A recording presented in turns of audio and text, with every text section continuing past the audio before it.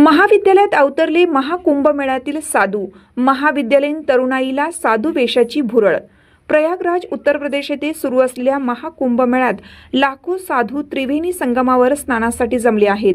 जगभरातील धार्मिक उत्सवात पहिल्या स्थानी असणाऱ्या या सोहळ्यातील विविध वेशभूषेतील साधूंनी संपूर्ण जगाचे लक्ष वेधलं आहे. हाच ट्रेंड सध्या ट्रेडिशनल डेच्या निमित्ताने महाविद्यालयीन विद्यार्थ्यांनाही भुरळ घालताना पाहायला मिळत आहे. सांगली जिल्ह्यातील रामानंद नगर येथील डॉक्टर पतंगराव कदम महाविद्यालयात ट्रेडिशनल डेच्या निमित्ताने पाहायला मिळाला.